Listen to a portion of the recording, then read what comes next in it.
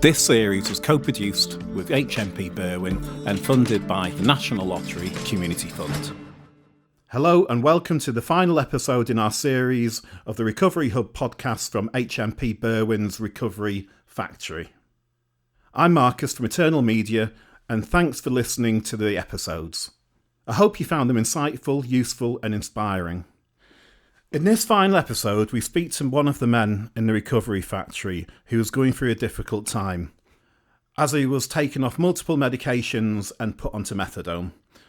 Now, to me, this was a fascinating episode, because as we got into it, the guy was really angry at first at how he'd been taking off his medication, and the doctor had put him onto methadone, which he didn't want to go on. And I kind of get that, because you know, I've been on methadone so many times over the years, and I've actually got back onto heroin just to get off methadone, because it was just such a horrible thing to be on. But what was so interesting was that as we got into the conversation, initially he wanted to be put back on everything that he came into prison on. You know, that is exactly what he wanted. But as we got into it, what he actually wanted was a future without drugs. See what you think, but as we got into the conversation, it just totally turned round, and I'm thinking, well, I don't know, maybe they've done him a favour, I don't know. Anyway, see what you think.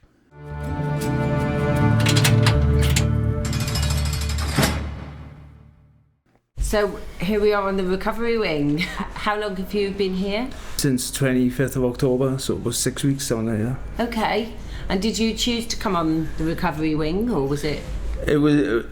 I got offered there and I took it, so like it was a bit of a pick, like. But I was on Methadone coming here. Okay. And because I've been on Subutex for like 6 years, right. And they took it off me coming here, like, because they don't like giving Subutex. So, but the one thing I don't like going on is Methadone, because you can use on top. So I don't see it as a way out. No, and so is that what's happened? They've put you on methadone? Yeah. Okay. I don't like.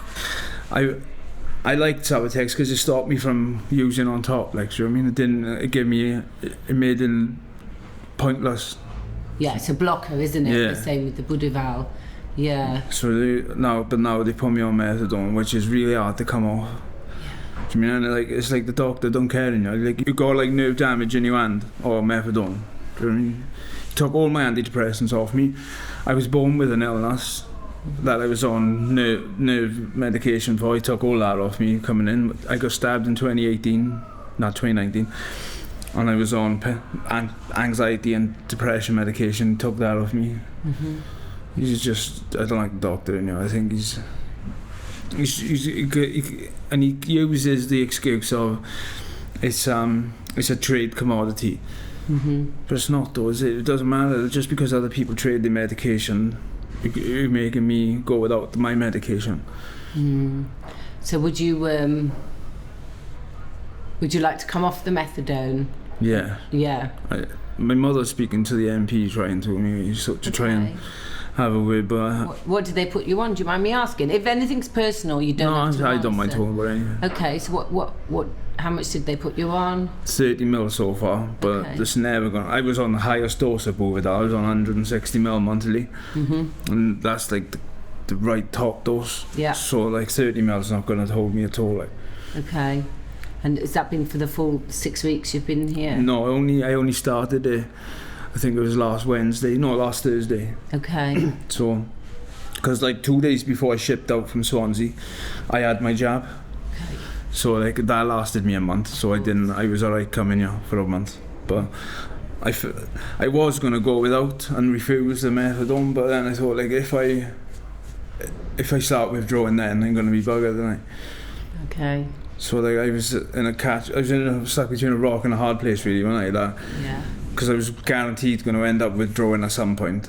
Because Methadone is an opiate, isn't it? Yeah.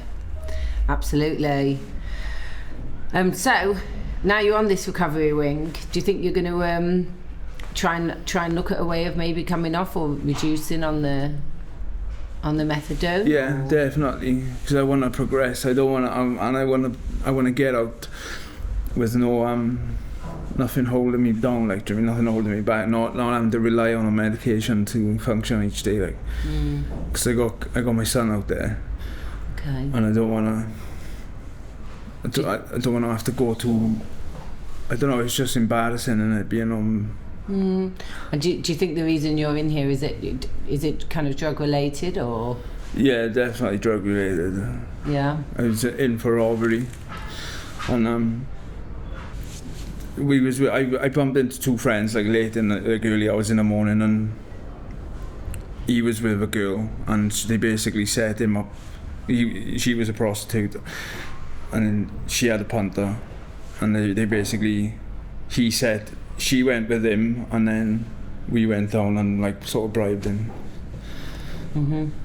But at first, before all this, like, he told me that he was like, he wouldn't let her go.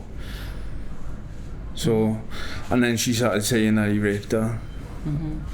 But like, once it was all done, I could see what the real story was, like. But things get all messy, don't they, when you're out of your head? yeah, because I was really drunk that night as well, like, do you know what I mean? It just went. I was out having a good time with a good friend, not getting into trouble, and it went like I met them at 2:00. There was the other two, and by 2:30 I was in the police station, like. Right. Okay. And on for a robbery charge, getting 4.5 years. It's just how quick things can change, isn't it? So, yeah. Well, you make decisions you wouldn't normally, would you? No, your inhibitions go out the window, don't they? I mean, I learned quite well how to like think about the consequences before. Okay, and has that ever stopped you from? Yeah, like when I got out in 2017, like I was pretty good at doing it because I wanted to stop myself from coming to jail. Yeah. But then one time I took a couple of Valium because when I was homeless, and it just messed my whole thought process up. Didn't think about the consequences. Just went and done it, like. It's stupid. So, and then that's what ended me up in the end. Like, I blame Valium, but ultimately I blame myself because I took Valium knowing what they do to me. Yeah. They make you make stupid decisions. They make you not think about your decisions. Yeah, absolutely.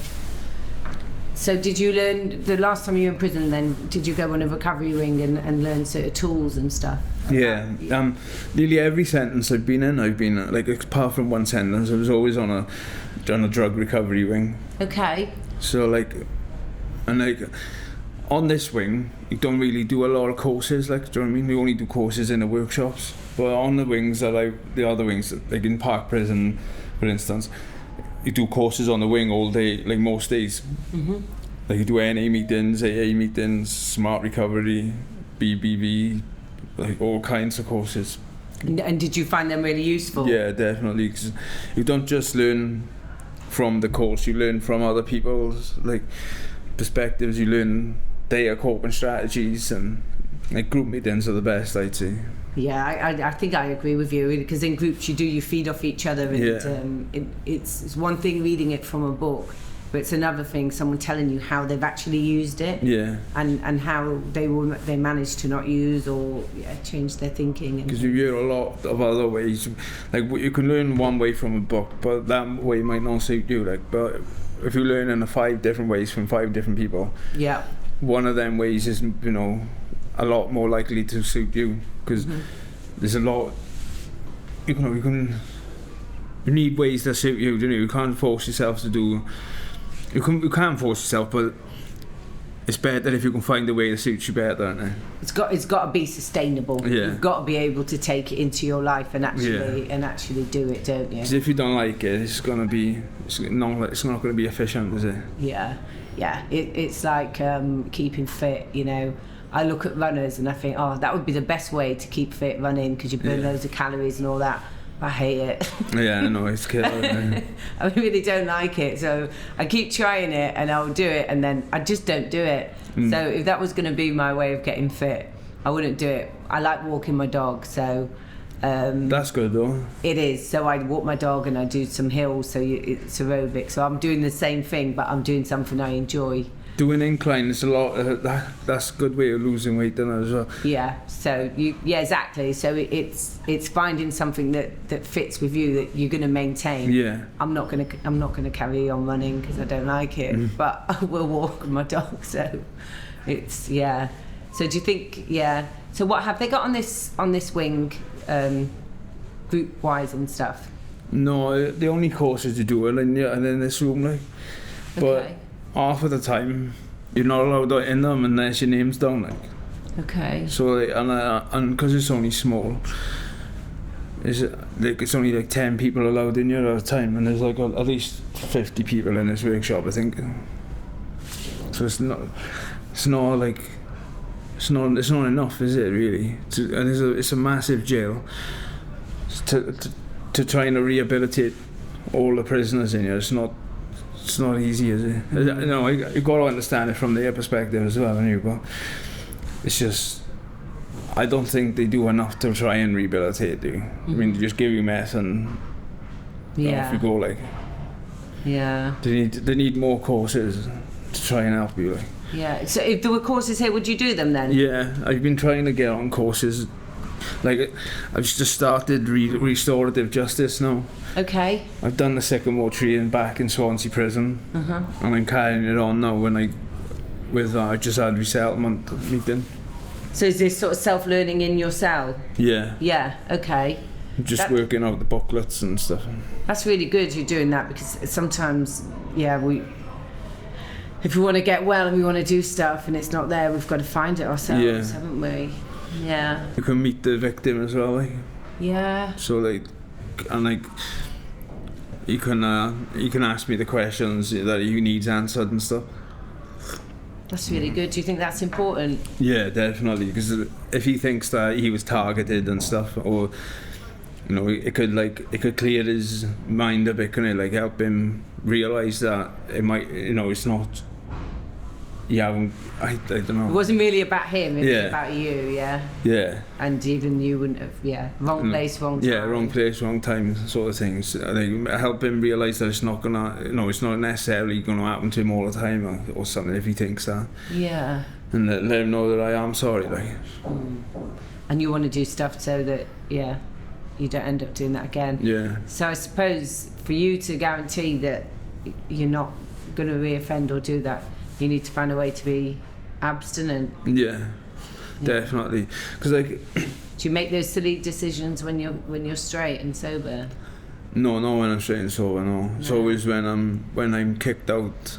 Well, and because when I kicked out, I go out and drink, and then when I drink, then I want to use drugs. And it's just one thing leads to the other. It's just, like, it sounds like a cliche a bit, but it does. No, I was the same. I would I would never use cocaine unless I drank, and as soon as I had a glass of wine, that would be it. And it makes you want him way more, doesn't it? It's mad. Yeah, I wouldn't stop until I got it. Like, I could have a drink and I wouldn't think of coke with crack it was, like, but I wouldn't think of it at all. As soon as I'd have a drink in, I'd be like gasping for it. Yeah, it's mad. It's mad what alcohol does to you. Like, makes you, it triggers something, doesn't it, inside you? Yeah. I mean, I've found, because obviously I'm in recovery as well, so coming up 5 years in March. That's good. I've found complete abstinence is the only way. Yeah, it is the only way. I thought like being, you could have like a tabble here and there, but nah. One time, it might only be once in 6 months, but it'll end up closer and closer until it's every day again. Yeah, or I have got no control when I do, so I don't know when I'm going to stop or what I'm going to do. That's what the same as me, man. Like, once you start, it's hard to stop, isn't it?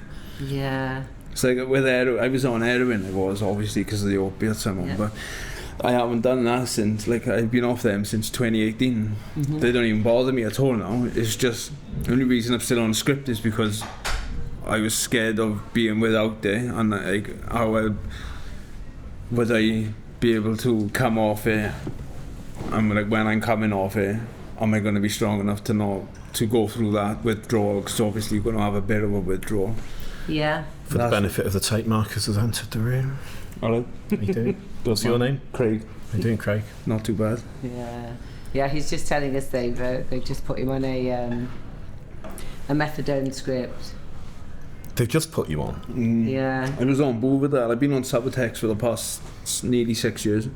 Yeah. And it's coming here, they swapped me over, like, for no reason. Yeah. So when, I know, when... Because they don't do it here, do they? No. That's the reason. They don't have it. No, I know, but that's not my fault. They can't just not give you medication. Yeah. That's jail.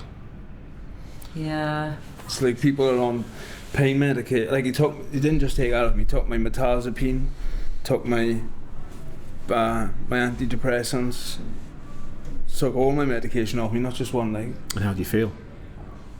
I feel a bit better now. Like it's been a few weeks, but at first it was hard. Like it just snapped you off. Yeah. Like I got CMT, which is like my nerves and brain and my nerves don't interact. And sort of like gabapentin you'd offer that, or pre-gas. Yeah, I was getting up to that medication, but I was on amitriptyline. Mm-hmm. Oh.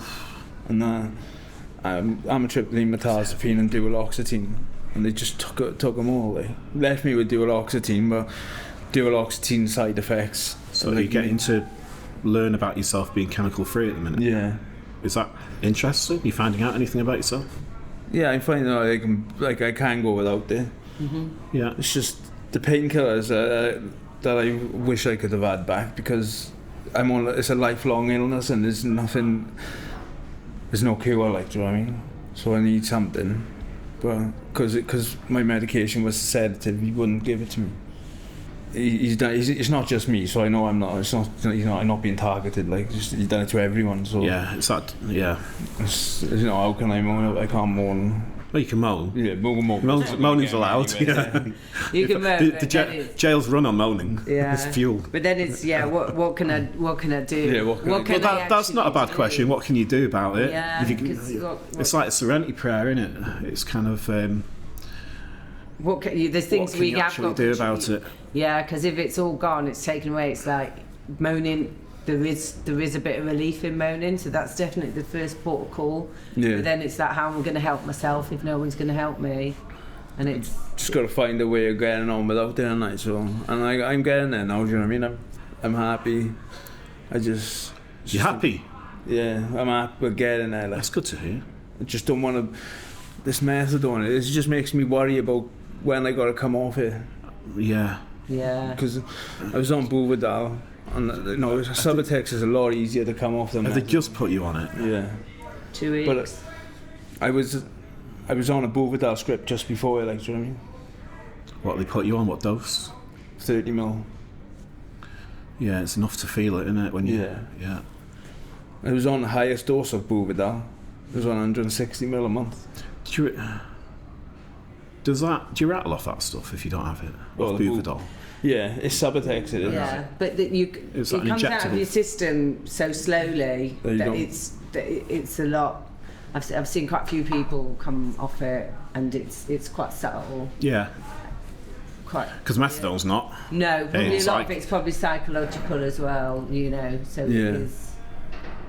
Yeah, it's a lot gentler because it comes out your system slowly. Yeah, we were just saying that there aren't any groups and stuff, so he's been in prison before and had access to a lot of recovery. Oh, where were you? Park Prison. Where's that? In Bridgend, down South Wales. Yeah, I've been, the ones I went, there's something. Yeah, but it's I think the way to change that is like with positive input in saying, we really want to do more, isn't it? And sort of, in a positive, active way. Still very new here, isn't it? They are trying to get it in. I'm not making excuses for anyone, but COVID stopped a lot of stuff. Yeah. It's just getting back on his feet now. I think the recovery wing's only been open since April, hasn't it? And it does take time, and it is working. You have to work with the system to change stuff, don't you? Not against it. Yeah, it's not as easy in a jail as just going, right, let's get this done. No. There's a lot of things. Jails hurry up and wait. Yeah. Hurry up. Exactly. So even the guys here running it will be tied with stuff they can do. So I know they're quite passionate and they really want to have stuff here for you guys. So hopefully that's the way it will move towards, you know. Yeah, they've got the money for it. Yeah. No one's giving anybody any money to run any recovery stuff in here. That's the problem. Yeah. It's they're really up against it. Isn't it? Well, they're not getting no funding, nothing. No. Wow. I think they've got a bit of funding left for art equipment, which they're going to bring in. But actually, recovery groups and stuff, we're going to try and help and get mutual aid in like fellowship, CA, NA. Have you ever done any of that? Yeah, I've done NA and AA. Did you enjoy it? Did you get anything? Yeah, it's like we learned coping strategies and stuff, and this was in Park Prison as well. I got about 10 years ago now. Yeah. But in Park Prison, they do the NA and AA quite often, and it's always on the wing, like so. Would you go if it was there? Yeah, definitely. That's good to know. It's hard to get NA and AA. I would as well. So I'd love to go to them. I'd go to any group I would, because like the amount they have, you always feel good leaving them as well. You always feel like when you leave the gym, you feel good, don't you? Like, do you know what I mean? It feels like I don't know, releases endorphins. It's a recovery workout. Yeah. It's like that, it is. Literally. Yeah, definitely. Okay, we'll see what we can do. Yeah. Is there anything else that you'd like to see on here? No, that's fine, that is, yeah. Yeah? It's been good. What do you want? My chest. If you could have anything for yourself, what would it be? A better doctor. A better Do you mean a doctor that says yeah? No, he is really strict, like, in all fairness. Mm-hmm. Like, he just done like the drug tests, like they're trying to say like me and my partner don't even do drugs, don't even smoke, and they're trying to say that he failed for benzos. I think it's just a way of getting you off your medication that they don't want you on. Like, what do you want for your future? I want a progressible job with a house and a mortgage, living with my son. Like, in addiction, out of addiction, using, not using? Or not using, completely abstinent from drugs. Completely abstinent. Yeah. Because I know I can't. So if you did the first bit, the rest comes anyway, right? Yeah. Because if you're an addict, you're very determined anyway. And what you've learnt in your addiction is certainly transferable skills into a clean life. Yeah. Like if you want drugs, you go and get them, and do you know what I mean? So if I want a job, I go get it. Become very driven people. If asked you now, what would you want for yourself? What would be the first thing? Clean. Completely clean and off licence. Is that achievable in jail? Yeah, I think so. I think jail is probably the best place to get that first step. I couldn't do it in jail, so I had to do another few years in the wilderness when I got out again, and so I'm in awe of anyone that can get clean in jail and sustain that. And even getting clean isn't recovery, is it? It's kind of staying clean, isn't it? Yeah, but learning about yourself and that healing process. And yeah. Like getting clean is the easy part, and it's staying. It is. It don't feel like it when you're you're addicted. Like it's really hard. Like that week or 2 weeks or whatever it is. Yeah. Of doing the withdrawals. Yeah. That seems like years at the time, doesn't it? Yeah. And it seems like it's going to be impossible when you can't sleep and you don't know when you are going to sleep. And it's horrible. How long have you got left? 21 months. Okay. Soon goes on, doesn't it? Yeah. Every time I've come to jail, I've got clean. But apart from the last time I got out, I was saying I did end up relapsing. But so every time I've come to jail, I've got clean, but I've always got out and relapsed. It's just last time I got out with no licence, and I managed to get on a script. So like I was clean in a sense of like I weren't using illegal drugs, but I was still scripted. And that's why I'm on Subutex now. I've been on them for like 6 years. So, well, not on Subutex now, but you know what I mean. Yeah. Yeah. So would you like, when you say you'd like to be abstinent, do you mean off a script as well? Yeah. Yeah. I don't want to be reliant on nothing but myself. Like. And I think the thing about being on a script is that, you know, when you need that stability, it's absolutely amazing. But it does block those feelings, so good and bad. And I guess if you want to work on what's wrong, you have to come off it. Otherwise, you don't know what you're working on, do you? Like being especially opiates, it blocks out a lot of your emotions and feelings, doesn't it? Like, and clouds your judgment.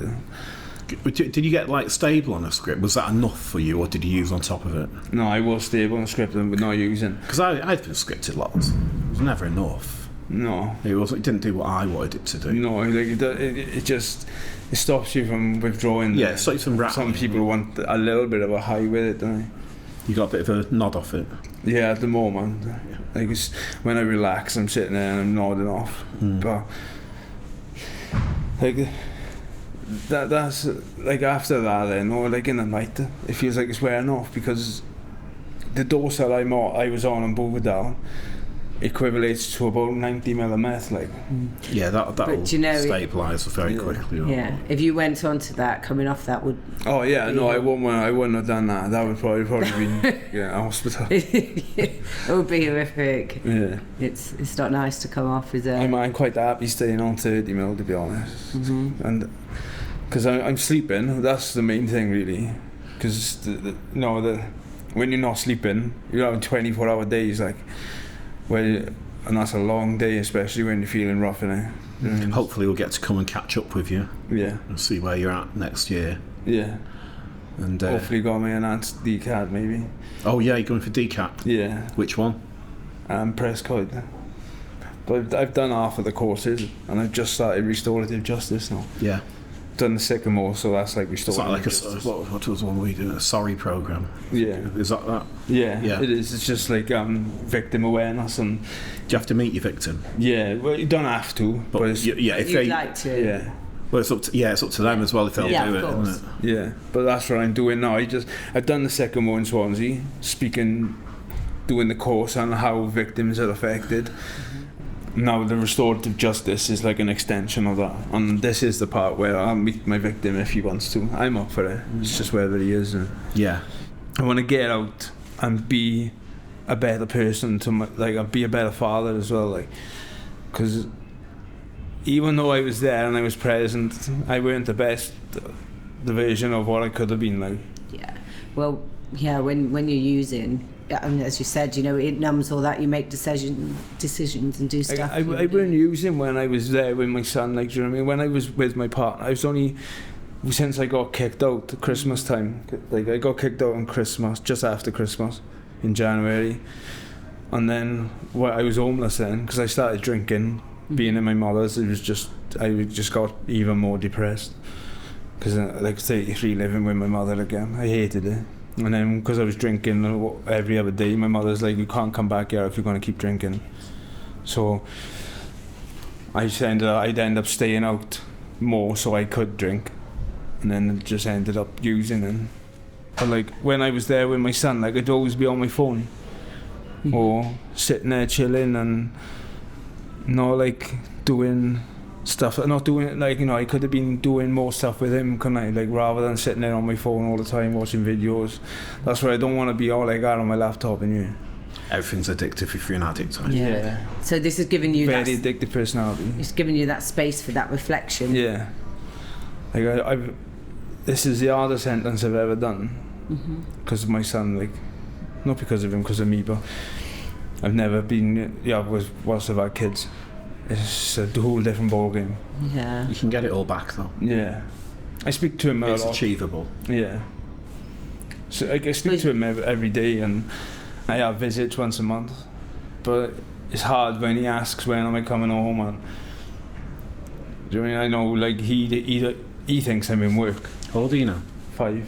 How old are you? Oh, 33.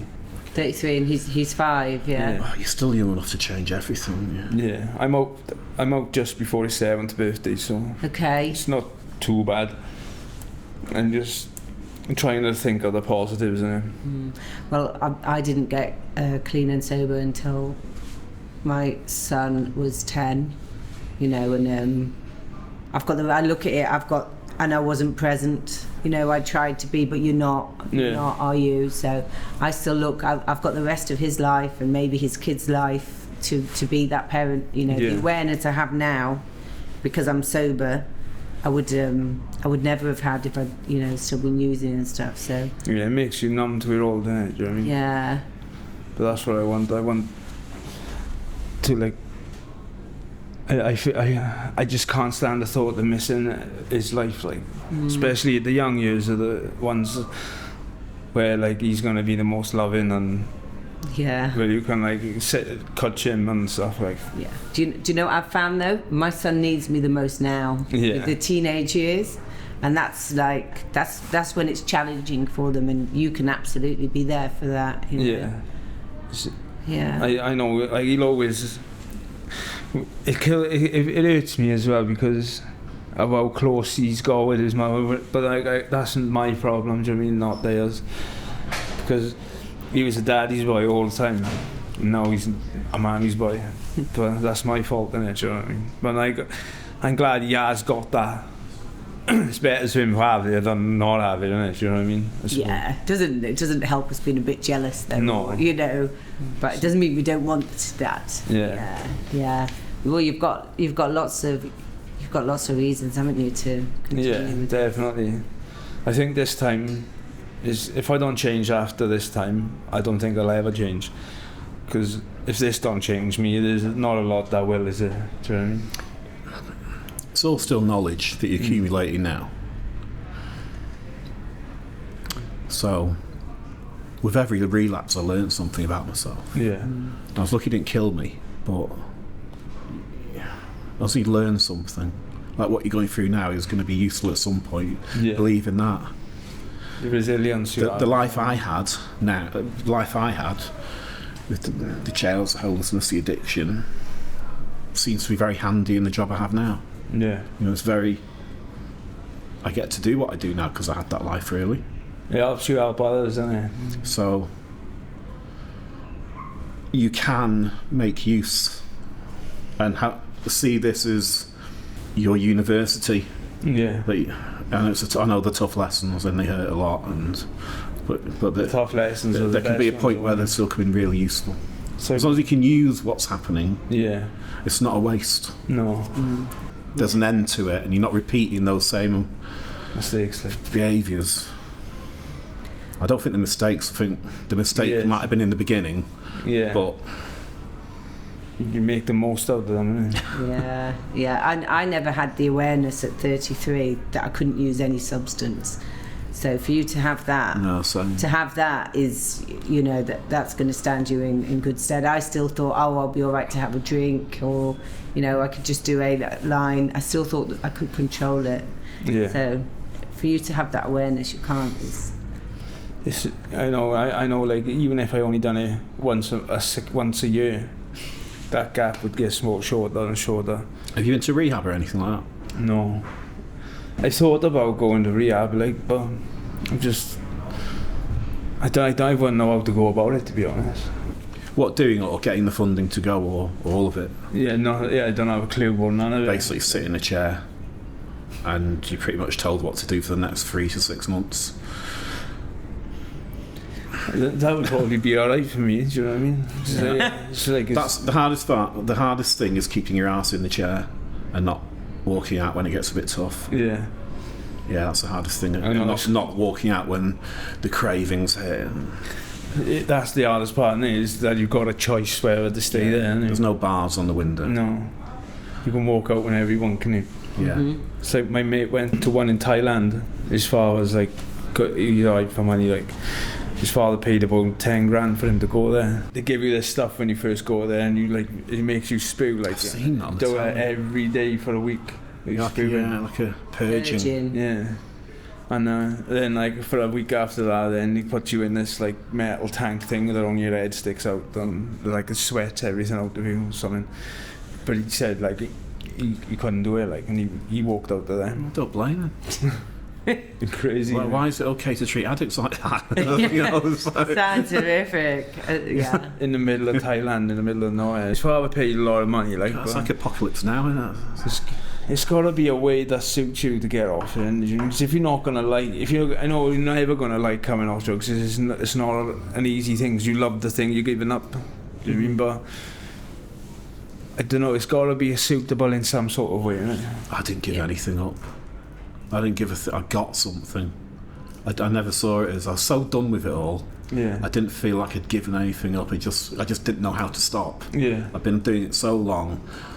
fucking hell, just show me how to get a day under my belt. That's why I went to rehab. I wanted somebody to show me how to do a day, because I couldn't get a day in me.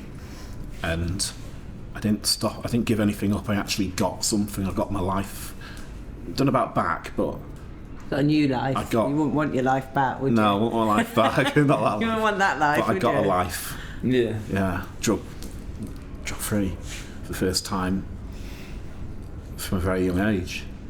It's a mad old And that was a difference. good mentality for me. And what was really helpful, and if you've done fellowship, you know this. What a powerful one for me is just for today. Because when I looked and I thought, God, what? I can't take another drug for the rest of my life. That was too big for me. I couldn't deal with that's that. what I was like at first. But I could deal with it in the beginning, 15-minute basis, a half-hour basis, and get it to an hour. I could build it up to a day, and I could do the same the next day, and then those days ran into weeks and then months and then years. But I could build it up a day at a time. That's a good way of doing it. I never thought of it like that. Yeah, I can do it for today. I could do my diet just for today as well. Do that as well. But it Just is for a today. craving is only 15 minutes. Yeah. And if you get through that 15 minutes, I bolt mine together. you can do you could do another one, can't you? And Like when I first come in, like I'd be dreaming about cocaine or crack anything. I still do. Yeah, I still do now and then, especially if I see it on TV. I'll have a dream that night. Like when I first come in, a lot of things would trigger the craving in my head, but it'd be a really uncomfortable craving but it only lasts a couple of minutes. Like it wouldn't be long, and as long as you just get past that, it goes. Like, do you know what I mean? But now, after about 6 months, I've been in, it's like back to normal again. No, I don't crave it. It's not your first thought in the morning. No, it's like you used to definitely remember that, or waking up, gotta get it. And even when I do think of it, it's not as powerful inside. The thought ain't as So powerful. the kind of volume's been turned down. a bit, Yeah. hasn't it? Big time.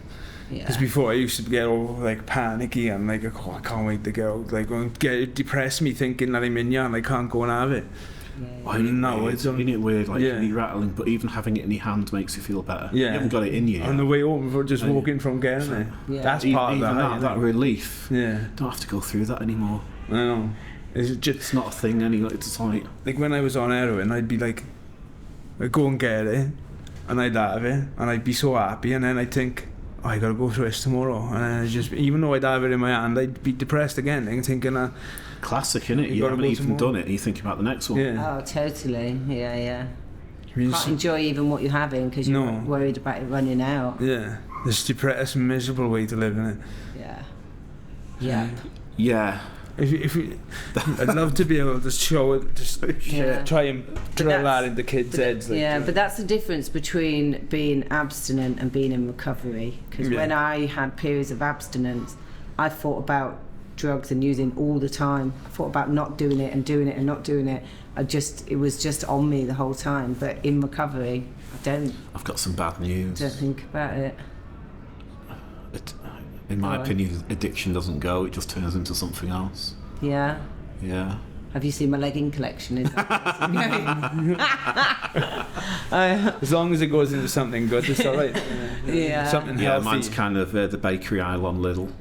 In Lidl and technology. But do you know and when it- anything else I Little like? bakery's banging, man. I love it. It's addictive. The cookies, I love them. That's And the yum pizzas. yums. What Not a you problem. learn, you learn in recovery is how to channel your energies in different ways and how to cope with your thinking and stuff without having to use.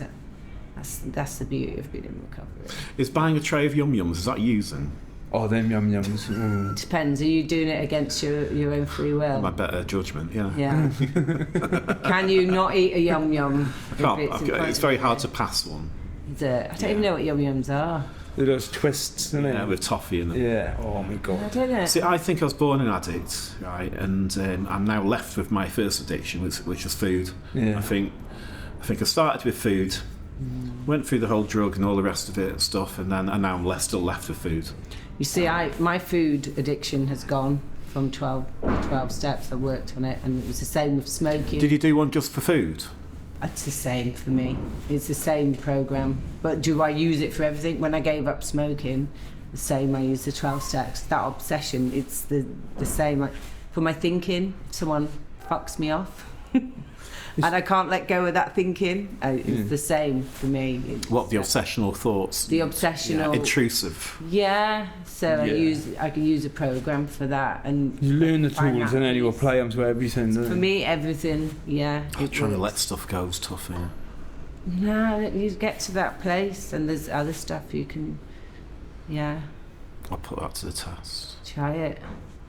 I had a friend that used to, when they went into the shops and they wanted to buy sweet, they used to shout out, "Be gone, gluttony! Take my gluttony away!" I'm going to try that. Just kind of box I think you probably wouldn't get served in that way. You wouldn't be able to have I'm their best sweets. customer. Do you know, there's so many, as you were saying, we were saying there's just so many different ways, and it's just, don't give up, do you? If you wanted to score, you wouldn't just ring the first guy, "Oh, you haven't got any, all right, never mind," and leave it at that. You're going through your phone book. So the same with recovery, you just keep trying until you get it, and try lots of different ways, and try it more than once, and like you would if you're trying to score. Absolutely. You'll knock a stranger's door you don't even know, like. And like, I'm not like, I hate going to dealers I don't know, but if it comes to it in the end, I will be knocking the door and I'll be banging if I'm good at it, just for the answer. So maybe take help off someone that you don't know, try it something. turns you into someone you're not. Yeah, but for recovery, try something you maybe think, "Oh, that's not me, that's really uncomfortable." You just don't know. Yeah. Exciting for you. Yeah. Right, we're going to have to wrap it. It's nearly time to move. Thank you so much. So will you talk to us when we come back? Yeah, definitely. Brilliant. And we might see you in here in another capacity anyway. Yeah. But I'm going to send some big books and stuff in next week. Yeah. Right, any last words? That sounds bad. Anything else you'd like to say? What'd you say? No, Just thank you for having me. Thank you so much. Yeah, thanks for being sharing. part of the Eternals Recovery Hub podcast. Thank you. Cheers. Well, I hope you enjoyed that episode and found it as interesting as I did when we had the conversation. Thank you so much for listening to the whole series. We've all worked so hard on it, including the men in Berwyn. We've already got plans to go back in. There'll be another series coming soon. Please check back with us. And from all of the Eternal Media team and HMP Berwyn team, especially the guys on the recovery wing, thanks again. Do check back with us for the next series in prison. We'll be releasing them soon. One final thought is that we wish the lads in Berwyn a phenomenal recovery, and they've just been fantastic to work with. Thanks again for tuning in, and goodbye from us all at Eternal.